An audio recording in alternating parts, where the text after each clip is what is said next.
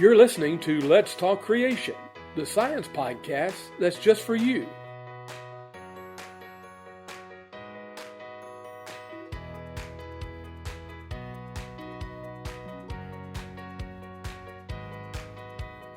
All right, welcome back to another episode of Let's Talk Creation with Todd and Paul. I am Todd Wood. And I'm Paul Garner. And we're here to have another hopefully fascinating discussion about creation and creation research and creation scholarship. And I do want to pause here to remind you, if you would be so kind as to click the like button and leave us a nice review and subscribe and click the notification bell, all those really great things that you can do to help us beat that social media algorithm that wants to keep us down. Those things may seem like trivial and unimportant things, but they really are kind of important for getting the word out about what we're doing here. And so if you've enjoyed this work, we do really appreciate you playing along with the social media conventions and helping us to reach a bigger audience. So thank you for that. We also want to thank, we have a sponsor for this episode. That is the Cascadia Creation Conference, Cascadia Creation Conference.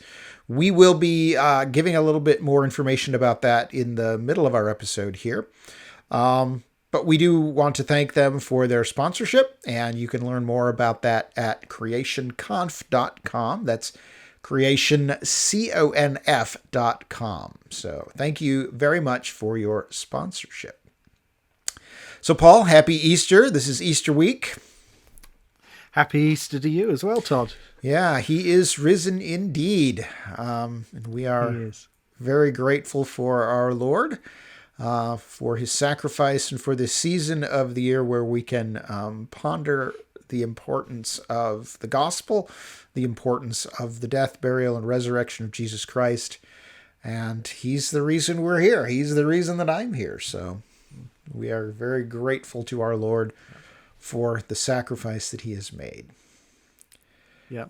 I think Easter is perhaps my favorite time in the church calendar. You know, I enjoy Christmas, but it's that note of hope that we have at Easter with the resurrection of our Savior. That's the highlight of the church calendar for me. Indeed, yeah. And it's spring, of course, so, you know, there's greenery around on all of our trees here, and so it also reminds us of new life as we think about just the change of the seasons and the Savior. So it's a great time of year. Yeah. All right. Well, today, Paul, I wanted to, we just had our 1-year anniversary of the podcast, and we've been bogged down talking about William Lane Craig and his evolution book a couple of weeks. We wanted to sort of have a little episode of reflection talking about how we've been doing and sort of assess a little bit of how the podcast has been going and what we think we're doing well and maybe what we think we need to do a little bit better. And so one thing I think that most of our, maybe our listeners don't really know, we are constantly behind the scenes tinkering and working to improve everything. And I think our listeners those of our listeners who have sort of a technical background in media production and so forth have been noticing as we go improvements in audio quality, for example. And Paul, we've had such time with your microphone situation, which is really weird. Yes. So our listeners, we had all kinds of technical problems, didn't we, getting my microphone to work? And it actually turned out to be something really, really simple that my wife noticed and fixed. and it's not even, it's just sort of a bug that happens when you plug in the stupid thing, and otherwise it works fine. Yeah. So those of you who have been emailing us, we got regular emails almost every time we released an episode when we launched, begging us to improve the quality of the audio. We hear you, and we have. So hopefully you've noticed that has been kind of an ongoing adventure as we have been trying to improve the production quality of each episode. So, and Paul, so I was looking on YouTube yesterday, getting ready for this episode. Do you have any idea the total number of views of our episodes on YouTube for the first year? Any guesses you want to put forward? Wow. No, I've got absolutely no idea at all. The official number that I counted, and of course it's going to be different today because it's a day later, but the official number that I counted yesterday was 20,142 views. Wow. For all of our episodes. The average episode then comes out to be about 775 views so far. Which that's great. That's really great. Pretty terrific. I mean, we're no superstar celebrity person who puts out all these fancy videos all the time and gets millions of likes, but I think we're doing pretty well given we're a very specific kind of a podcast. So yeah, I think it's that's good. Tremendous. Yeah. Yeah. So we're very grateful to everybody who's joined the audience and I was turns just up going to say every couple of weeks. Yeah. Yeah. Thank you so much for all of you who've come along for this adventure, and thank you for those of you who have made contributions to see this continue. We really appreciate that. And those of you who've sent in comments, some of which we've replied to, some of which we might not have. But we really do appreciate all of your feedback and your encouragement for the work that we're doing. And I'm sure anybody who's got ideas for things that they'd like to see on the podcast in the future, all ideas are gratefully received. We can't always guarantee that we're able to deliver everything that people want to see, but we've certainly had emails come in the past that have given us ideas for episodes that we would do. So yeah, we are grateful for that.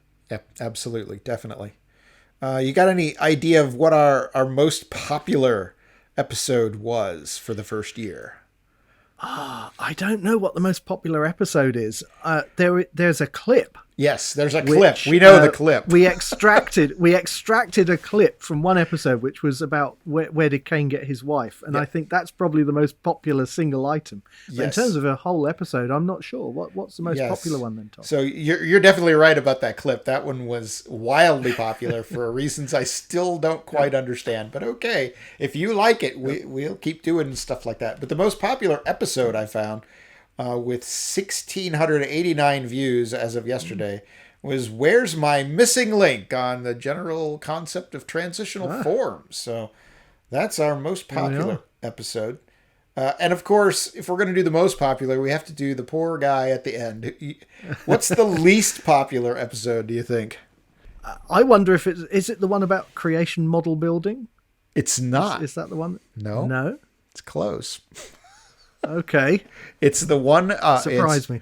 It's our episode where we discussed what we call ourselves, creationists or interventionists. Okay. Now, that's a real shame because actually that episode was a fascinating discussion. I totally agree. and I we kind of got... it's really insightful because it really makes you kind of think about, who you are and what we're doing and what we should call ourselves. Yeah.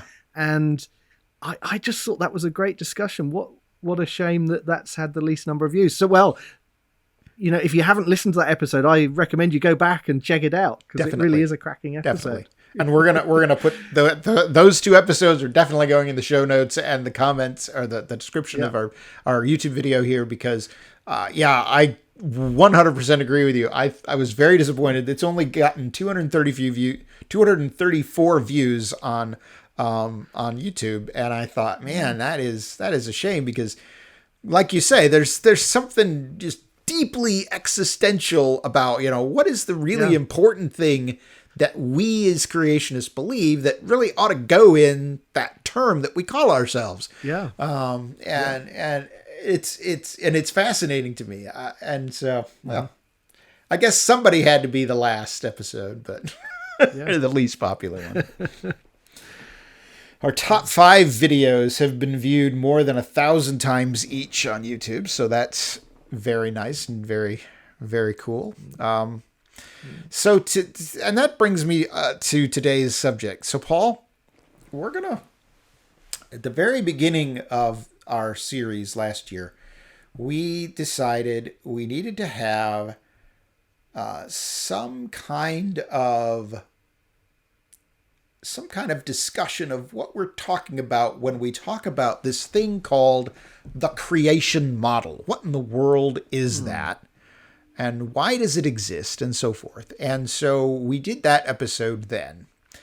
And then, generally speaking, when we chose our topics, sometimes we chose topics because, oh, I want to talk to that guy. I think he's going to be a really interesting guest. And sometimes we chose topics because it was a current event and we thought it would be relevant to what's going on in the world. And sometimes we just chose topics because we thought it would be interesting to talk about, like, what do we call ourselves? And so I thought it would be good for us to sort of rewind a little bit here at our sort of 1-year anniversary and think about how do the episodes that we produced, how do they fit together into that model? Can we help our listeners and our viewers sort of sit back and step back and think about, okay, where does this thing fit in the big picture? Because the big picture is really important. And the sort of crazy order that our episodes go in, it's not very systematic. We're not trying to make a course in creationism here. So I think it's good for us to sort of sit back and think about how it all sort of fits together. So, yeah, because we can be so focused on the little pieces of the jigsaw that we kind of fail sometimes to stand back and look at the big picture. And, I agree. I think it'd be great to do that to help our listeners and viewers put some things into context, to kind of have that mile-high overview of the whole creation model and see where everything fits together. Rather than just sort of fixating on individual bits of the puzzle, but to actually get that overview and see, where the edges are and what the picture that's kind of emerging from all of this really looks like. And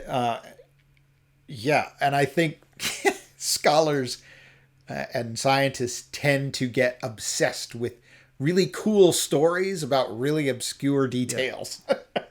Yeah. So it's really easy for us to get lost in the detail and forget about, what does this all mean and why do I care and that sort of question. So. Yeah, that's right. All right. Well, I think as we go through this, we're going to find that there is a part of the creation model that we've been neglecting. I didn't really realize it, but as I sort of looked at the subjects of the episodes, I realized, oh my. Here's a glaring opening that we haven't really addressed. So thinking about the creation model, what is it and how does it work? That's sort of my first category. This is sort of the big picture stuff. So in that category, I've put, 6 of our episodes. So we did 26 episodes the first year, and we stayed on that every other week schedule, which is pretty relentless. And I can see why people burn out from doing these kinds of things. Because every other week is a lot of work. Anyway, 26 episodes. I'm going to talk about 22 of them. There are 4 of them that I have left out. And you'll see why when we get, as we get going here. But anyway, so 6 episodes that I put into this category of creation model. What is it and how does it work? They're episode 3 on model building. What is a model and how does it work? Episode 4 on creationist scholarship. I also put in episode 16 and 17, which are our reflection on the Genesis flood for its 60th anniversary.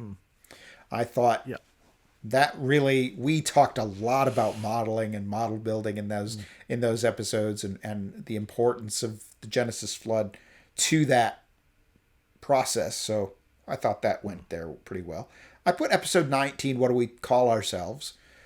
Because I thought that was very important for us to think through, what is the most important essential ingredient to being a creationist and how is that reflected in our name? And then episode 20, our sort of discussion of, is this really science, and how does science work, and does creationism really fit in there? So Paul, could you just, I don't want to put you too much on the spot here, but can you reflect a little bit on the notion of a creation model? What is it, or a scientific model? What is it that we're trying to do when we build a model? And is that different from testing and experimenting? How does it all work together? Okay. Give me a brief rundown of that. Yeah, so the way I see a scientific model is it's a kind of conceptual framework that you can use to explain the patterns that we see in the natural world. It's, if you like, a kind of story that tries to show how everything fits together into a kind of coherent narrative, a coherent whole. So we have lots of data, and we want to kind of make sense of that data. And the way we do that is we construct a model that tells us something about how the world works. And you mentioned there experimentation and testing. Well, one of the things that a good model allows us to do is to predict future observations that we might make, or future experimental outcomes that we can predict. And then we can test our model by going out and collecting more data or conducting more experiments.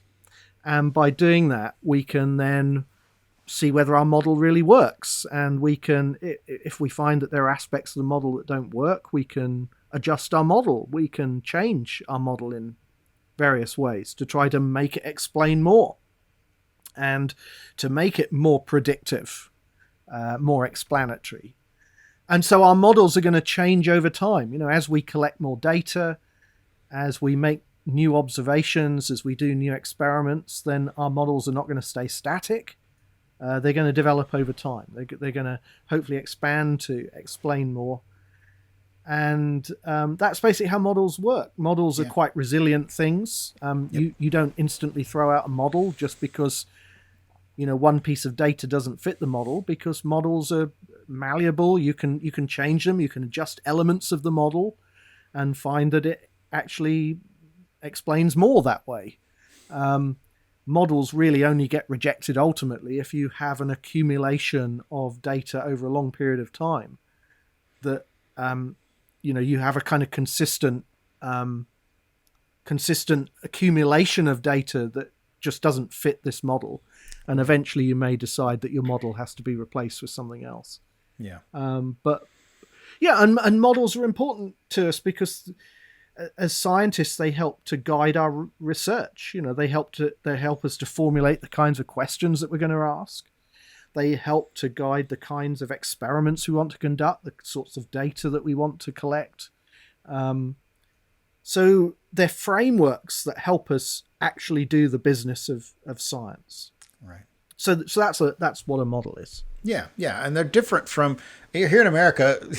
We still teach people the scientific method in high school and in grade school, where you have an idea and you think of an experiment and you test it. And then if it turns out to be supported or turns out to be true, then it can become a theory, and a theory eventually gets tested a lot and becomes a law, which is not really how any of it works. Science really doesn't work anything like that. I've never done any of that kind of stuff.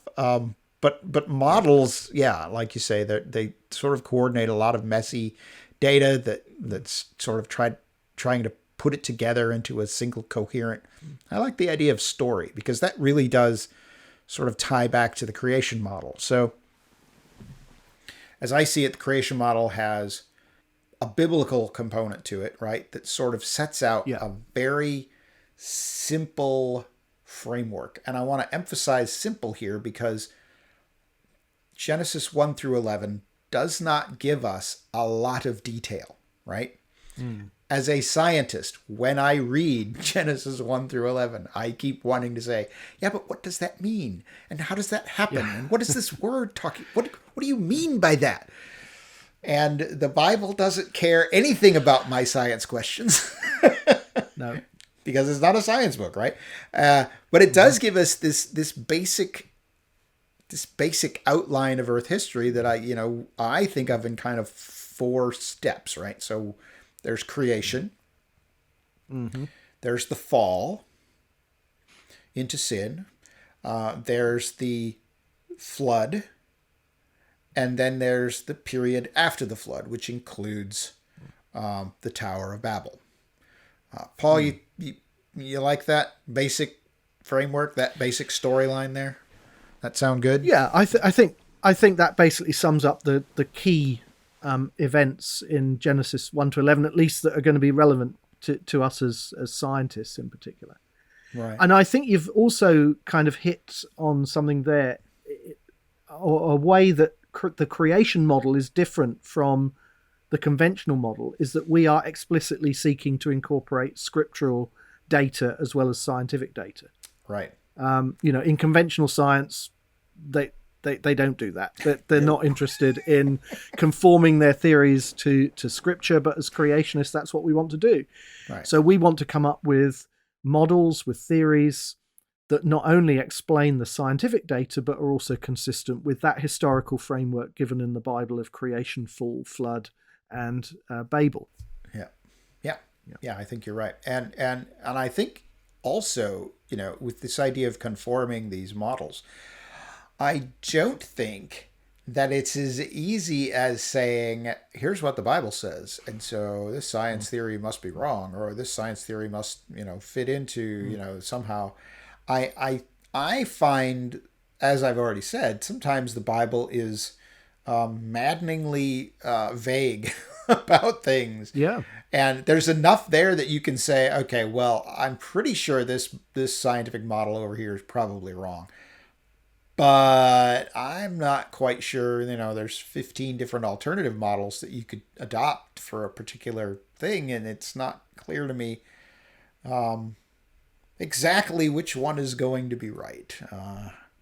Yeah, that's absolutely right. The Bible gives us a framework, but it also gives us an immense degree of freedom as scientists to look at the scientific data and work out which model is actually the right one. Because you could conceive of a whole host of models that are consistent with Scripture, but we're going to have to look at the scientific data perhaps to work out which of those theories is the correct one. That's right. And we may find that there are models that we reject because of scriptural information. That does happen, where the Scripture does give us some specific piece of information that is in effect a kind of showstopper for a particular model. But often that's not the case. The Bible, for example, doesn't say anything about fossils. So you could come up with hundreds of different ways of understanding when the fossils were formed and how they were formed within the broad sort of framework that the Scripture gives us. That's right. Actually, the Bible isn't going to help us to distinguish necessarily between which of those is correct. Yeah. Yeah, and I think the same is true for something like Neanderthals. I've heard people talk about Neanderthals. Neanderthals are the Nephilim from Genesis 6. I don't think that's true. Some other people say that Neanderthals are just really old people from Genesis 5 and Genesis 11, people living hundreds of years. I don't think that's right either. And then, so there's different ways of imagining how particular things fit in the Bible, because the Bible just, it doesn't use the word Neanderthal. It doesn't know that word. That word didn't come around until, the 19th century. And so, there's a lot of freedom to what we're doing here. And there's a lot of creativity that I think people just don't really fully appreciate sometimes. Yeah, and so it always bemuses me when I hear sort of skeptics who say, you creationists, you can't do any real science because you know all the answers already in advance. No. I don't know much of anything in advance. I know a vague outline of history. I know vaguely how long it probably took. And that's about it. That's as far as it goes. Yeah. Yeah. The skeptics. Yeah.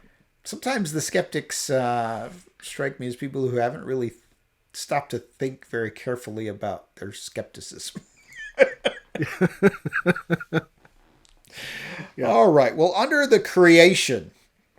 So when we think about creation, there's a lot of things that we can think about that are relevant to the actual events of creation week. One thing that we can put into that category, I think, is astronomy and the universe, the origin of the universe itself. It is Danny Faulkner, who is an astronomer, works at Answers in Genesis. He likes to remind us geologists and biologists that whereas we've got all this data in the scripture describing the flood and describing living things being created, for him, and he made the stars also. That's basically all he's got to go on. So talk about a maddening lack of detail. There you go, right there. You know, how do you fit the universe in there? We haven't really talked too much about the stars here. We probably need to rectify that in the future. Because that's kind of literally a big issue, right? Yeah. Yeah, we really do need to have some guests on who can help us think through some of the issues around astronomy and cosmology, because we have no expertise in these disciplines at all. You're a biologist, and I'm essentially an earth scientist. Yep. And so we've sort of studiously kept clear of talking about stars and galaxies and planets. And such. But it's kind of, they say, don't they, that astronomy is everybody's favorite second science. I'm not sure if that's true. I mean, I do love learning about astronomy, but I have no expertise in this area. But it is a big aspect of the creation model, and literally, and and a lot of work is being done in this area. I think it's fair to say that there is a lack of consensus among those who are working in this area. Yep. It is very underdeveloped compared to some other parts of the creation model. There are a lot of unknowns. And I think they're not only unknowns from a scriptural perspective. You've mentioned the lack of biblical data that kind of gives us constraints and anchor points. But also, I think there's just a lot of uncertainty in the field of cosmology itself. What answers to those big questions? What is the cosmic microwave background radiation, and how do we explain that? Yeah. And what is dark energy and dark matter, and what about redshifts of galaxies and what they're telling us about the expansion of the universe? There are these really big scientific questions, and I remember a few years ago going to a talk by a secular cosmologist, and he gave a kind of outline of what the secular cosmological model was. And then at the end of the talk, he said something very interesting. He said, look, if you invite me back in 10 years' time to give this lecture again, I'm probably going to give you a completely different kind of lecture, because all of the topics that I've touched on, all of these big questions are, they're really things that we still don't know very much about. And, inevitably things are going to look very different in the future. So I think it's not a surprise that this is also the most sort of underdeveloped part of the creation model, I think, the cosmological model. Yeah. It doesn't surprise me. Another thing that we think about when we think about creation is just what was the world like sort of at the end of creation week, right? So thinking about geologically or geographically, that's a subject that we haven't really gotten into much. We've talked to some geologists about some of their research, but we haven't really talked too much about what the physical world might have looked like if you were able to see it. Now, that's something I'm pretty sure we can rectify that rather easily, because there's lots of ideas that have been proposed. So we could talk about that. And the Bible does give us some clues about what that pre-flood world was like. That's Again, they're sketchy in some ways, but we know that there were continents and oceans because God created the land and the sea. That's right. And, we know about the different groups of animals and plants that God made that would have populated those areas. We don't know anything from Scripture, not much anyway, about exactly how they were distributed on the surface of the earth. The Bible doesn't tell us very much in terms of details of the topography of the pre-flood world, apart from it gives us some details about Eden. Yeah. But it doesn't tell us anything much about the rest of the world. So Yeah. we have a few scriptural clues, but we can also learn a lot from studying the fossil record and kind of, obviously Exactly. the fossil record was formed during the flood, but we can perhaps sort of work backwards from that to sort of try to reconstruct what that pre-flood world must have been like. So that's why in this category, I'm putting episodes 8 and 9, which are on transitional fossils, transitional forms, or intermediate forms, which are not actually transitional because there isn't a transition being made, but they're intermediate in the sense of here's a created kind here, and here's a created kind over there, and here's some weird created kind in the middle that we don't have anymore because it's gone extinct. Yeah. That's the sort of thing that you think about in terms of, well, why did God make that way, and what's he trying to tell us about? Yeah, and that's going to give us some insights into the diversity of living things in the pre-flood world. That's right. And their order in the fossil record perhaps gives us some clues as to the ecological structure of the pre-flood world. So yeah, we can begin to do some work in that area. And some work has been done, which we haven't, as you say, we haven't really talked about so much on the podcast so far. Right. But it's well worth talking about. And yeah, as I'm looking through this list, I'm thinking we could do an episode on this. We could do an episode. So this is great. I mean, we're going to have the next year planned out, probably the end of this episode. It'll be good. So let's, before we go on with our list here, let's pause and learn a little bit about the Cascadia Creation Conference, the sponsors of this episode. Join us at the Cascadia Creation Conference, in person or online, and be amazed and encouraged by the glory of God's good design, even in our fallen creation, as we look forward to the promise of a new creation in which righteousness dwells. The Cascadia Creation Conference is coming April 22nd and 23rd to Bothell, Washington, north of Seattle, and streaming online. This conference will bring together leading creation scientists and thinkers to consider the themes of design and brokenness in creation, and what the Bible has to say about the natural history of the world in which we live. The Bible records a pivotal event in Earth's history, the fall of man and the entrance of sin and all its destructive effects into creation. Today we see the initial perfection of God's creation through a glass darkly marred by the effects of sin. At the Cascadia Creation Conference, we will explore the implications of sin and the curse upon creation. We will examine the fields of biology, geology, and astronomy, and learn that even in their broken, fallen state, God's creative works continue to proclaim His glory and point us toward the hope of a better future. Speakers at the Cascadia Creation Conference will be Dr. Gordon Wilson from New St. Andrews College, host of the creation documentary The Riot and the Dance; paleontologist Dr. Matt McLean from the Masters University; aerospace engineer Spike Saris of CreationAstronomy.com; and Dr. Jeremy Lyon from Truett McConnell University, president of the Creation Theology Society. Admission to the in-person event is $20 and live stream access is $10. Buy your tickets or get more information at creationconf.com. That's creationconf.com. So that is the Cascadia Creation Conference. I hope those of you in the Pacific Northwest who have an interest in this kind of work will check that out. That sounds like a definitely great conference to learn from. So if you're able to attend that, I hope you are able to go. And it's being live streamed as well, so those who are outside of the Northwest can tune in. So that's great. Theoretically, you could tune in from anywhere in the world if you could actually get a good connection. All right, so the next category here in our creation model, this one's the one where I couldn't think of anything to specifically put in here except for maybe a few bits and pieces from different episodes, but that's the fall.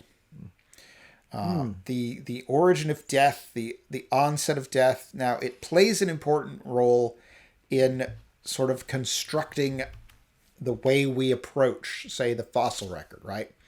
So one thing that we think as creationists is that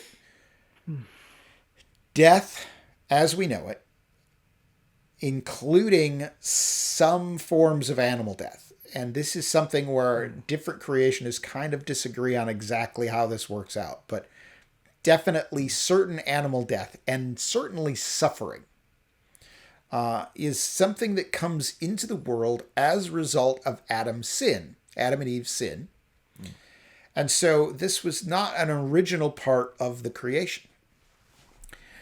And so, Paul, one thing that I know about the fossil record and the fossils in it, they're all dead, right? So, Right.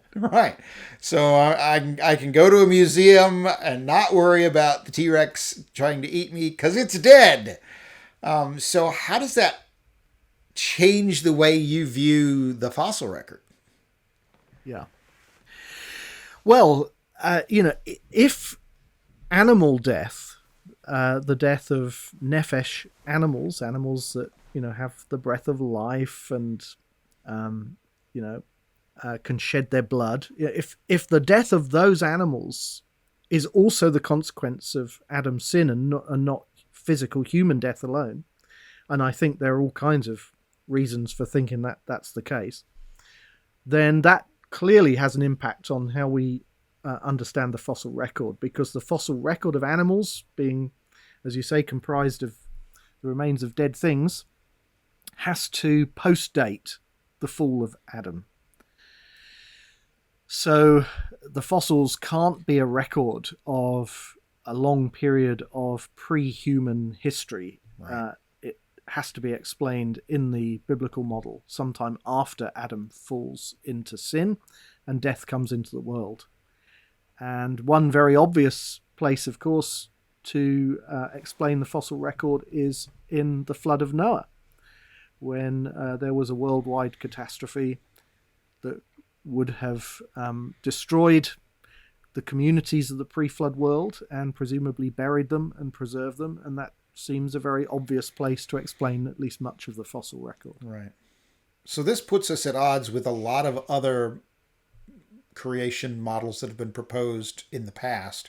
For example, a model that was pretty popular in the 19th century, you see it a lot, is what has been called the day-age model. The idea that the great periods of time in the fossil record showing this alleged development of living things is really reflected in the days of creation. That the days of creation are sort of giving us a large, big picture overview of the development of the fossil record. And so the days in Genesis 1 are really intended to be understood as long periods of time. And so the creationist comes to that and says, or the young age creationist comes to that and says, yeah, but the fossil record is full of dead things. And if Adam's sin caused death, then that's not likely to be correct. So that's, for me, this is one of the big distinctives of being a young age creationist, where, for anything that's got a skeleton, really, that's got to be fossilized after the fall. Yeah. And of course, we did an episode about the gap theory as well, which is another attempt to explain the fossil record prior to the creation of Adam, by sort of putting all of that in a gap between verse 1 and verse 2 of Genesis chapter 1, where there was a kind of former creation that got destroyed, and that sort of explains the fossil record. And that was another popular, view at one time, perhaps not so popular these days, at least in scholarly circles, but I think you still find it among, people sort of sitting in the pew. Yep. And that, as you say, is one of the big distinctive features of young Earth creationism, that we actually explain the fossil record in terms of events after the fall, after Adam falls into sin. That's right. And it's quite distinctive. So for those of you listening, episode 12 is the gap theory episode. We'll definitely have that linked. But otherwise, I don't think we've done a single episode that is clearly related to this question of the fall and the origin of death. No. And I can think of several episodes that we could do. And we probably should shortlist here for the fall, maybe, or the summer, related to this question, because it's gigantic. It's one of our biggest distinctives as young age creationists. So it seems like we should give some attention to it. Yeah, certainly. Yeah, and I would also put in here, thinking about the fall, it's not just that there is no death, but you really have to sort of alter your way of thinking in biology about a lot of different things. Because when you study living organisms, you find out that there are a lot of really, organisms have a lot of amazing attributes that seem beautifully designed to kill other things. Lions, for example, jellyfish with their stingers. And there are things that are designed to cause a great deal of suffering, like bee stings and scorpions and snake bites. So all of that sort of stuff sort of wraps into this question of the fall. And I think we ought to be, in the future, I can think of a couple episodes we could do on that would be really, really good. Yeah. And it's also the nature of defensive structures. Yeah. You've got the animals that are designed to kill, to predate on other animals, but you've also got the ways that other animals then try to prevent themselves being the victims of predation. So you have animals that are designed to run fast to get away from predators, and you've got animals that have camouflage, and some of the camouflage is remarkably impressive, where you have insects that look like twigs and leaves, and or they have a kind of fake pair of eyes on their wings to make them look really big and scary and impressive, to ward off a predator. And all of that has to be explained somehow in the young age creation model, in terms of a world that originally didn't have death and predation in it. Right. So there are huge questions there, and that would be a fascinating set of episodes to talk to some people about that. I think the question of mimicry all by itself would be just utterly fascinating. The insects and like you say, the walking sticks, and people, here in the eastern U.S., you've probably seen a walking stick from time to time, but the amazing diversity of those insects and their ability to mimic very precise forms of plant is just breathtaking. And as you note, there's really no need theoretically to do that prior to the fall if nothing was out to try to kill them. So that's an area of the creation model that I think there's been a lot of research and a lot of discussion on, which is great. We just need to put it on the show. Yeah. All right. Well, the next category then is the flood. We've talked a lot about flood-related research. Episode 6 and 7, when we talked about the geologic column and how that works and how we might explain that within the creation model with reference especially to the flood. Episode 22, in our Great Discoveries in Creation series, we talked to Art Chadwick about his dinosaur dig, how that relates to the flood. Episode 24, another episode in our Great Discoveries in Creation series, when we talked to John Whitmore about his work in the Grand Canyon. We talked in episode 25, we talked to you about your Fossils in the Flood book, so that was good.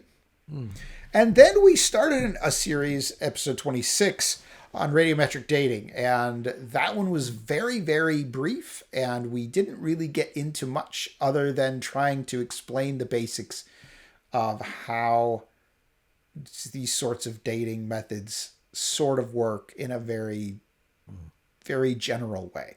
We are definitely going to return to that. We already have an episode scheduled to return to that subject, and I know we have a number of other conceptualized episodes, but that's basically where it is. So we've already sort of mentioned the basic concepts here, with the idea that if death is a consequence of the fall, Adam's fall into sin, then the fossil record with all of its dead things post-dates the fall. It must come after the fall. And Paul, you said the most logical place to put most of that is the flood, right?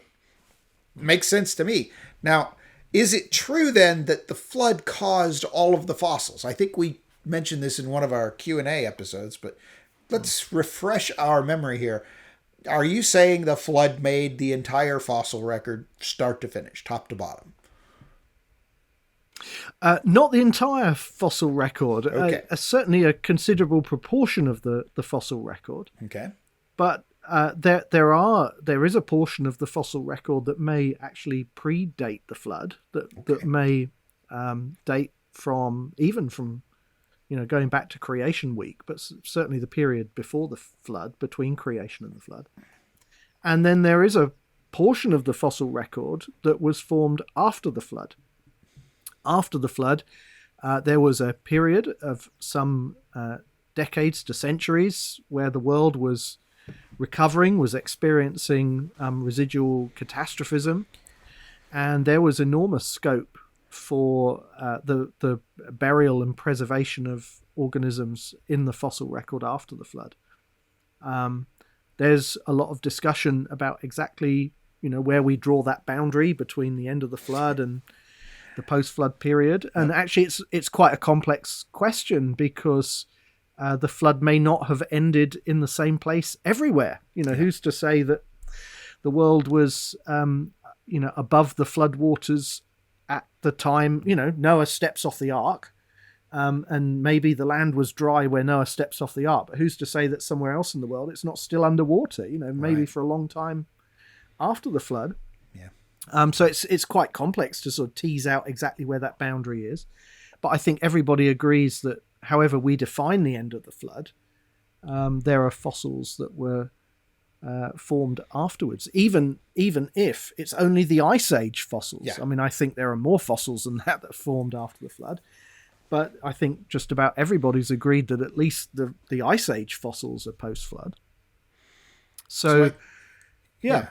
Yeah, I think another issue that is going to help our listeners and viewers understand this in the future is the mechanism of the flood. I think we really ought to think about an episode or 2 or 3 or 4 on when we talk about the flood. We are not thinking in terms of, oh my goodness, it rained a lot and now there's water in my yard.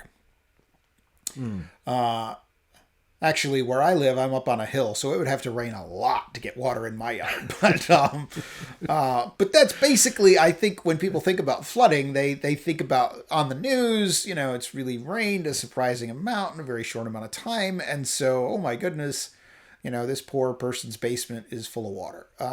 That is not at all, not even close, really, to what we creationists think about when we're thinking about the flood. And so when you talk about sort of the post-flood residual catastrophism, that's a word that you used, a phrase that you used. The term there is thinking, we're thinking in terms of the flood is this massive catastrophe that literally reshaped pretty much every aspect of the physical globe, just about. And so it has a lot of aftershocks, just like earthquakes have a lot of aftershocks. So in a sense then, I think, and this is my take on the whole flood, post-flood boundary controversy, what fossils belong to the post-flood. For me, part of the problem is that the flood never really ended in a very simple way, right? It's not like it was a year long and Noah got off the ark and it was over. No. That's the kind of children's storybook version of the flood, isn't it? Where all the animals come off the ark and the sun is shining and everything's lovely, and it's all dry. It's all dry. That's not how it would be after a global catastrophe. You can't imagine a global catastrophe where that would happen. It's going to be much more complex than that. It would be And terrifying. I think it would. And I think you're right that a lot of misconceived criticisms of flood geology are made because people are trying to scale up Yeah. what they see in a local sort of river flood to this global event. And of course, that's just completely the wrong way to think about it. This is an event that really doesn't have any sort of close modern analog that we can just sort of scale up. And of course, this was what led to the development of the theory known as catastrophic plate tectonics. The idea that the Earth's crust is broken up into a series of sort of rigid plates that move relative to one another and drag continents around, behind them. Right. This actually was the insight that helped us to understand physically what was going on at the time of the flood. Yep. And it would be great to do some episodes looking at all of that, because we've touched on it, but we haven't dealt with it in a lot of detail, I think. Right. Yeah, we have sort of. It's come up from time to time, but I do think it's time for us to sort of bring the viewer into and the listeners into thinking about what in the world a global flood really means. Because the world, and here's the mind-blowing thing for me. When I realized this has sort of really changed the way I think about it. The world that we know today, with the amount of water that exists here in the present, could not flood. The mountains are too tall. The ocean trenches and basins are too deep. There's literally no way for this world that we live in right now to actually flood completely where every square inch of land is underwater. You would have to change the physical nature of the relationship of the continents to the ocean basins. You'd have to change the height of the mountains. You'd have to change the depth of ocean trenches and so forth in order to basically smooth out the surface of the world so that you could actually cover it all with water. That's not just it rained a long time and so there's water in my yard. That's a complete, truly worthy event of the word catastrophe, right? That is a real catastrophe. Yeah. And you realize sometimes, from the kinds of questions people ask, that they're not thinking on a grand enough scale when they're thinking about the flood. You get people who say to you, well, where is the flood layer, the sediment layer that was left behind by the flood? As if it's like a river flood that kind of leaves, a 1 foot thickness of sediment somewhere, that's the flood layer. No, this is a world-shaping event. This is you've got to kind of step back and really look at the big picture if you want to understand the evidence for the global flood. It's starting to look, microscopically at individual, layers. That's interesting, but you're going to miss it. You're looking at the wrong scale. You've got to step back. Well, that naturally brings us to the next phase, which is the period of the Tower of Babel and after the flood. We haven't talked much about the Tower of Babel at all. It's a really important thing to think about when we're thinking about the origin of modern human culture. But the post-flood period, as we've already said, also has a lot of other things related to it. Including, we've already mentioned the Ice Age. So that's episode 11, where we interviewed Steve Gollmer from Cedarville University about the Ice Age and his research related to that. So basically the idea that goes into that is that, the world at the end of the flood had very warm oceans and very relatively cold continents. And so this created what we think is a climate that would generate very quickly a lot of precipitation that would fall as snow. And then that snow, because the cool climate interiors would allow for there to be cool summers, you would have buildup of snow over time that turns into glaciers. And so you get glaciation. And so the Ice Age, we think, is explained. Now, if you listen to our episode with Dr. Gollmer, it's a lot more complicated than that. That's true. So, and if you don't know that, you should listen to that episode, episode 11. I also put in this one our most recent discussion of human fossils in episode 21, where I talked a lot about caves and creatures, how we know certain things are after the flood. That's definitely worth listening to as well. But there's a lot of other subjects there. Things like radiocarbon dating, right? So this is going to be something we're going to want to talk about in the series on radiometric dating, because radiocarbon dating is quite different. Paul, do people ask you, if the Earth is so young, how come you got carbon dating on those dinosaur fossils and things like that? There's a lot of confusion, I think.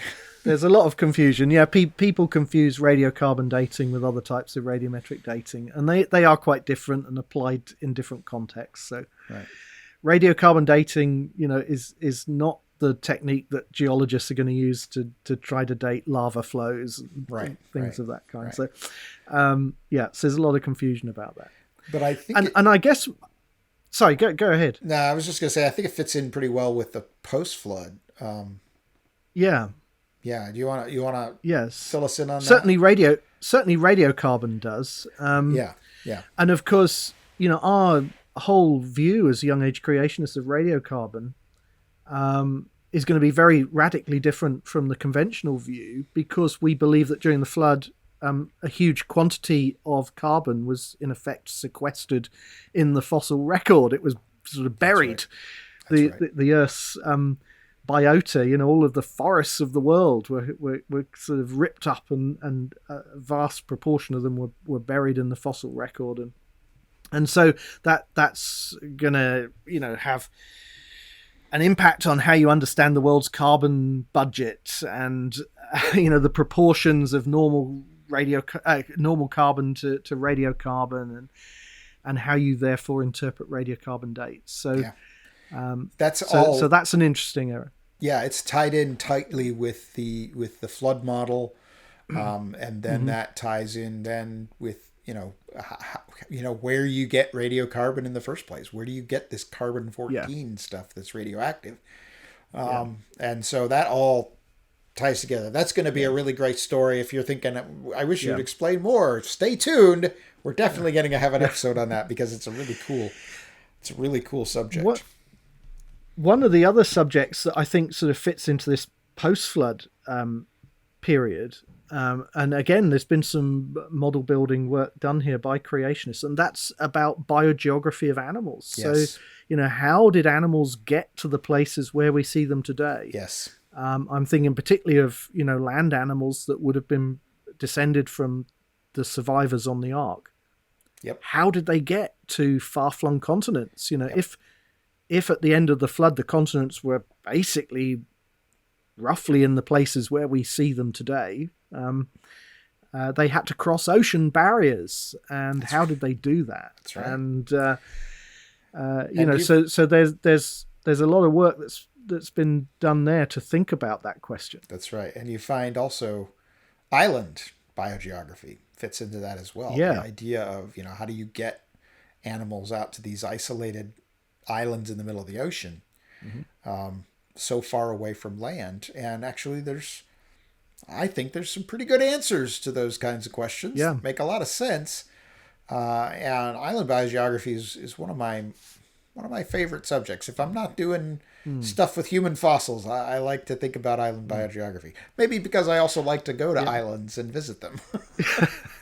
And island biogeography, of course, on the bigger scale, we have to think about the marsupials in Australia. Yeah. And that's another, big question in the creation model about why we don't find indigenous placentals there in Australia, and how did that happen? So that's right. Yeah, so there's lots of interesting things to talk about in the creation model there about distribution of animals. Yep. So the resettling of the Earth, the settling of the Earth in terms of less and less catastrophism after the flood, and then the resettling and the dispersal of creatures to the places we find them today. How did that happen? And of course, then the origin and development of human culture, which we haven't talked about much either. Yeah. But So lots of good episode ideas here. Then the final category here I have, I have actually two categories. One would be the importance of creation. Yeah. So we covered that in a couple of episodes. Episode 2, why creation is important. So that would explain that one. Episode 13, which we talked about with Tom Hennigan at Truett McConnell University. We talked about environmental stewardship. And that's one of those questions of what is our responsibility towards God's creation? What should we be doing? So that's relevant. Yeah.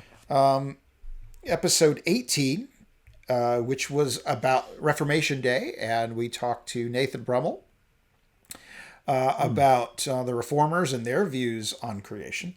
And then episode 23, we talked about creation in the New Testament, and we just spent that episode just going over some of the passages in the New Testament that refer very closely to things that happen in the Old Testament in ways that really sound like the New Testament thinks, the New Testament authors really think these things happen. It's not just, they're not just making reference to Gandalf or Aslan or something like that, but they actually think these things really happen. So, and all of those things relate to the importance of creation. This isn't some side issue. This isn't a bunch of weirdos who are just obsessed with science and trying to fit the Bible together in some weird way. This is really very fundamental. And I can think of a number of other episodes that we could do in this area talking about doctrines of the church that relate to creation. So we should definitely think about scheduling some of those episodes in the future. Yeah, for sure. I think it's helpful when we think about the importance of creation to think about the overall storyline of the Bible, the whole sort of redemptive narrative. And, if you think about the central truths of Christianity, why Jesus came to die on the cross and why he was resurrected from the dead, if you kind of work back from the solution, which is Christ's sacrifice, back to what the problem was, then that has implications for what happened at the beginning, right? So, if you start to rewrite what happened at the beginning, you're actually going to end up with quite a different sort of overall narrative. Certainly if you kind of follow those things through logically. And then, of course, we have the doctrine of future things. We're looking forward to this new heavens and a new earth. Why is a new heavens and a new earth even necessary? Yeah. Why is it not just me? Why do I need personal salvation, but why is that not enough? Why do we have to have a new creation? Well, it's because something's gone wrong with the old creation. It's not just about me and my personal sin. There's some cosmic implications to what happened at the time of Adam's fall. So I think, when you begin to kind of think about creation that way, it's very hard to sort of shunt it off to one side and say, well, that's really just a discussion about, a few minor chapters in the Bible that really, don't affect other Christian teaching, other core Christian teaching, because I think it really does. Right. Yeah, definitely. All right. Well, one more category that contained a couple of miscellaneous episodes here, alternative views, discredited ideas. So in that category, I put episode 10 with the canopy theory, which was an earlier creation model that has, over the years, we've realized this just doesn't hold water. Literally, doesn't hold water. Pun intended. Yeah. And then episode 12 on the gap theory, which is another old creation model that just doesn't really work. Paul, I think we could probably do one in the future on the day-age model. I think that's worth discussing as well, at least where it came from historically and how it has been conceived of in the 19th century.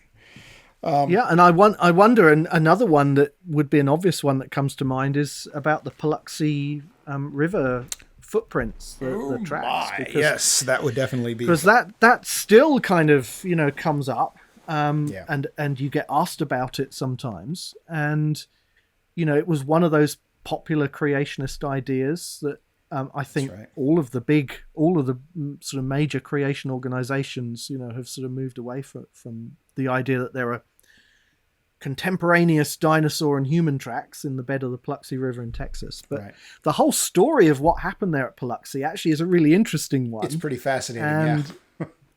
and I think that would make a really interesting episode sometime. Yeah, we should probably do that, because it's not just one of the things that we know about in education. It's not just a matter of giving people the truth and explaining it clearly to them. That's remarkably important.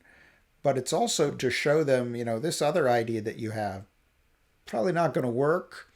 You probably want to think more carefully about the better idea that I have. So it's both things are important and necessary for people to really have the truth stick in their heads and understand why these ideas are important and why these other ideas are probably not going to work.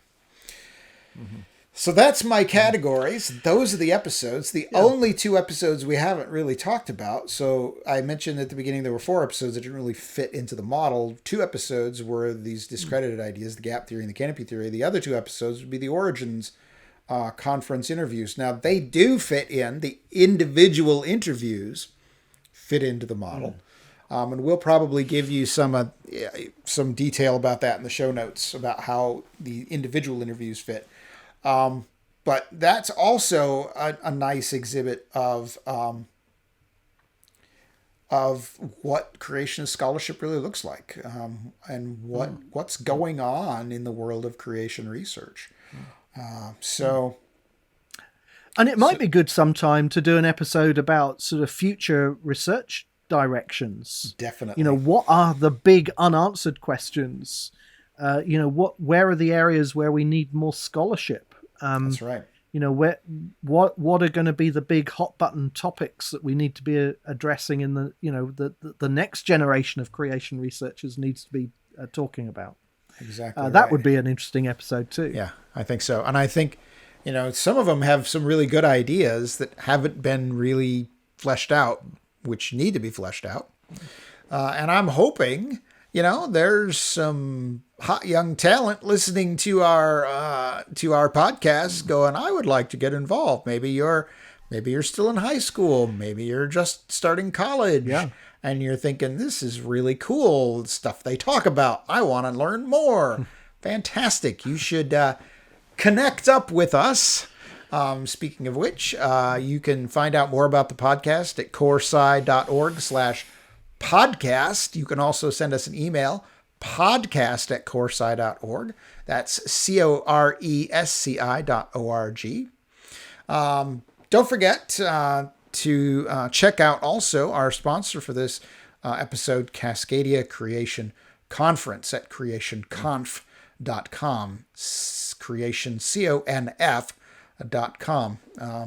That's another great place to connect with creation scholars and researchers and to learn more about what's going on in creationism.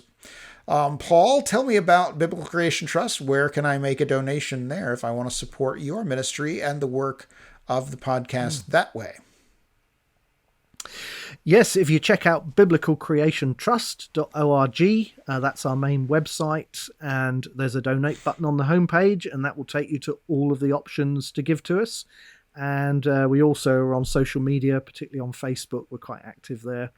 So, check out biblicalcreationtrust.org.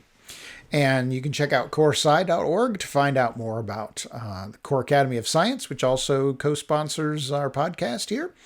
If you go to coresci.org/connect, you'll find links to all of our relevant social media outlets where you can also connect with us directly there through Facebook or Twitter, or I think we're on Instagram. We're on a bunch of different platforms. Check us out. And do remember to leave a like on this video if you're watching it on YouTube. If not, then think about leaving us a review on whatever podcast platform you're accessing this with. That actually helps us out quite a bit, as I mentioned. And next episode, Paul, I believe we're talking to Dr. Gene Leitner. Is that right? That's right. We thought that it was about time that we did an episode entirely devoted to the topic of created kinds and baraminology. a topic that we've sort of touched on throughout our series of episodes, but we've not done a whole episode about it. And Jean Leitner is a creation biology researcher who has done a lot of work and a lot of thinking in this area, and we thought it'd be great to have a chat to her about the work that she's doing. Yep. So come back here in 2 weeks and we will talk a little more about created kinds. That will relate to a number of different areas in the creation model. And I think that is going to be a fascinating discussion. So thanks you everyone for listening. And thanks for coming along with us on this really interesting discussion of the creation model. And we'll see you next episode. Bye for now. Thanks for listening to this week's episode of Let's Talk Creation. If you have questions, send them to podcast@coresci.org. That's podcast@coresci.org. And be sure to let your friends know about Let's Talk Creation.